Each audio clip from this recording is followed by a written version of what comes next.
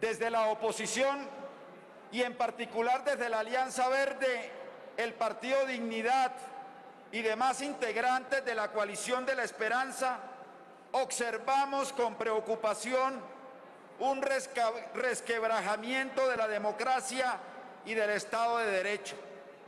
Nos angustia que un inadecuado manejo de la pandemia por parte del Gobierno nacional haya agravado sus estragos económicos y sociales en la población.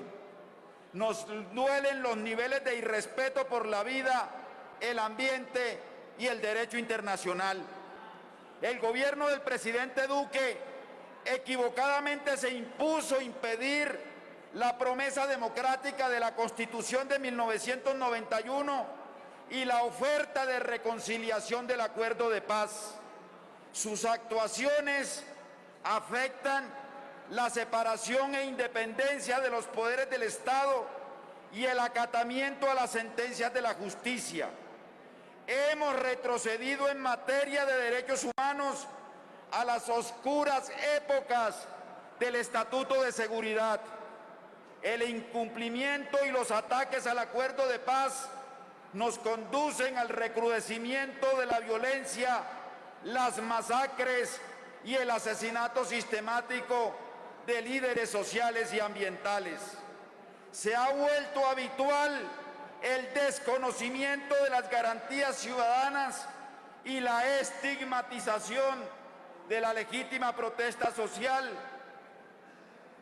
desenterrando arcaicas doctrinas de seguridad que colocan a nuestras fuerzas militares y de policía al servicio de un proyecto político que cataloga la oposición democrática como parte de una conspiración internacional.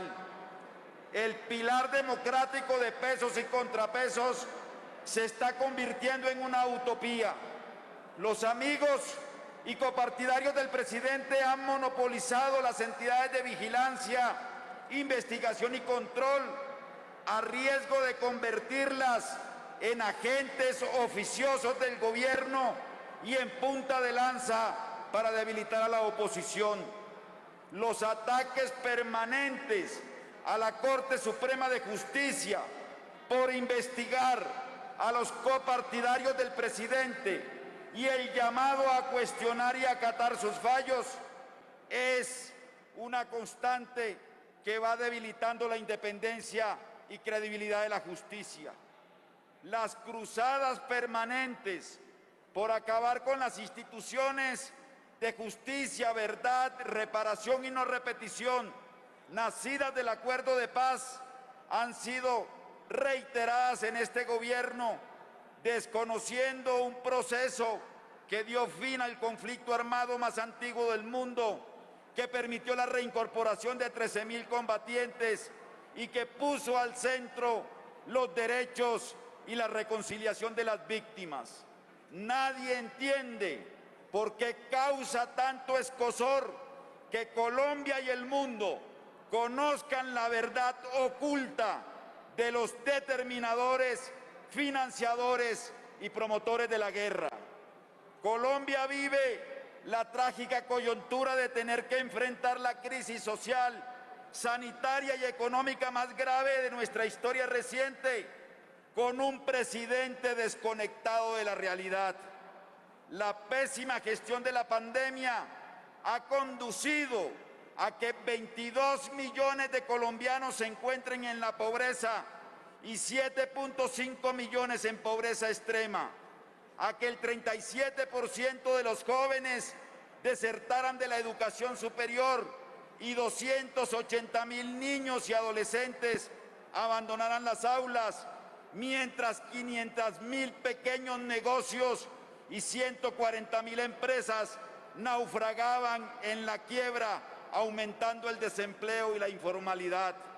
Un drama que se hizo aún más doloroso en el archipiélago de San Andrés, Providencia y Santa Catalina, cuya reconstrucción prometida en 100 días después del paso del huracán Iota, sus habitantes siguen esperando. La situación del campo es caótica.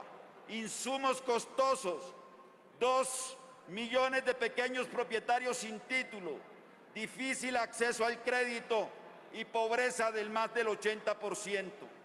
Entre tanto, las mayorías gobiernistas de este Congreso se oponen y hunden iniciativas de alto impacto social presentadas por la oposición, como la renta básica, que beneficiaría a 7.5 millones de hogares, o la propuesta de matrícula cero para garantizar el acceso a la educación a 1.2 millones de estudiantes de las instituciones de educación superior del país, o la ampliación a las microempresas del programa de apoyo al empleo formal.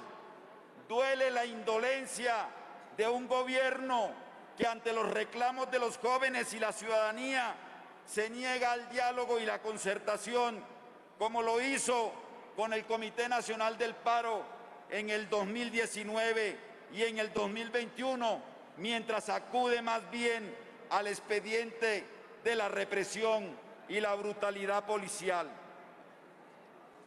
La magnitud de la crisis de derechos humanos es inocultable.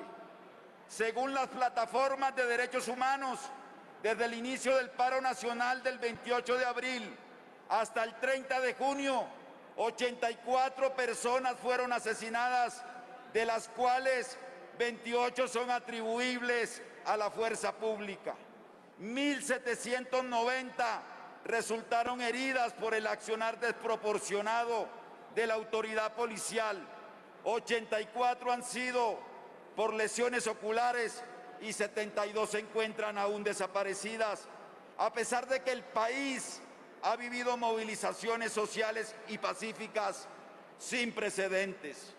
Hay que recordarle a quienes esgrimen discursos estigmatizantes que el 89% de las manifestaciones, esto es 11.060 de las 12.478 realizadas en más de 800 municipios de los 32 departamentos del país, se desarrollaron sin registrar hechos de violencia según datos oficiales. Ante las observaciones de la Comisión Interamericana de Derechos Humanos y las denuncias internacionales, el gobierno, en lugar de reconocer sus errores, garantizar la protección de los derechos humanos y acoger las recomendaciones, acudió al irrespeto del principio de buena fe y de las obligaciones internacionales de Colombia.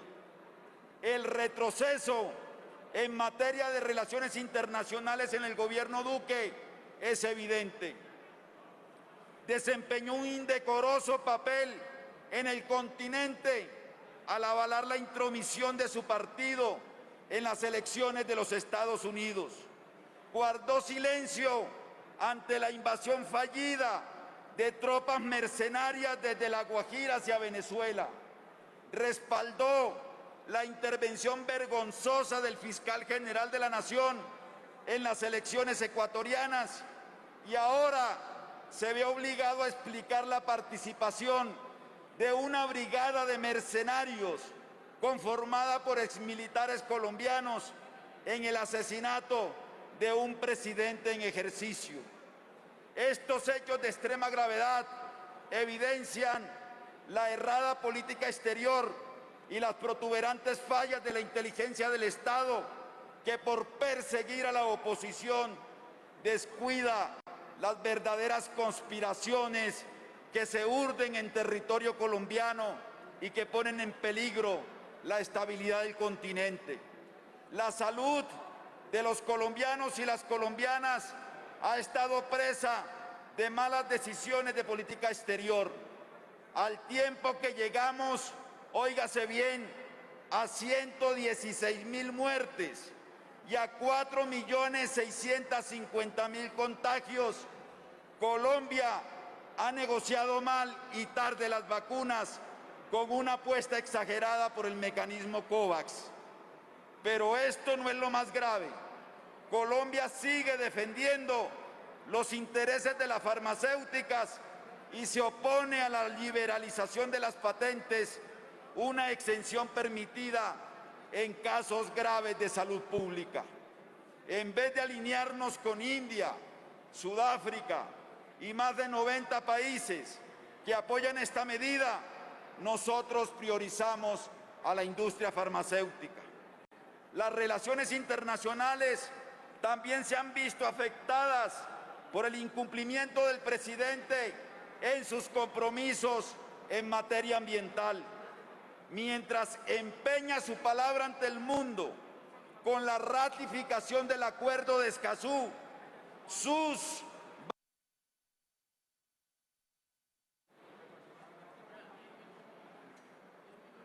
Voy a terminar, presidente. No sé, senador Sanguino, como lo expresé en la introducción, el tiempo es taxativo, ¿verdad? Un minuto más. Senador Antonio Sanguino, un minuto para que concluya, por favor. Mientras se comprometía con el Acuerdo de Escazú, sus bancadas lo hundieron, incumpliendo un compromiso internacional. En materia ambiental, el gobierno sigue insistiendo en la fumigación con glifosato en el marco de una guerra perdida contra el narcotráfico. Se mantiene obsesivo en la utilización del fracking, poniendo en riesgo nuestros ecosistemas, también con proyectos de explotación minera en páramos como el de Santurbán y en otros importantes santuarios ecológicos como Quebradona. Seguiremos en el Congreso impulsando los proyectos de ley que la mayoría de este gobierno ha saboteado y no han permitido que se aprueben. La reforma estructural a la policía, la renta básica, la matrícula cero, el derecho fundamental al agua.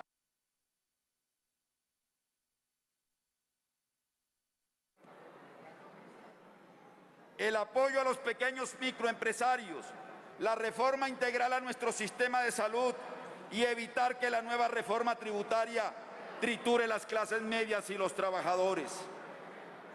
Ciudadanos, si este Congreso y este gobierno no escucha el clamor de la ciudadanía, vendrán las ciudadanías a abrirle un paso a un gobierno que sirve desde el poder y no que se sirva del poder.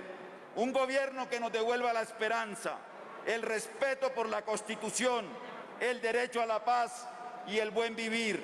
Nosotros trabajaremos para que ese momento llegue, para que los colombianos tengamos por fin una segunda oportunidad sobre la tierra. Muchas gracias, presidente.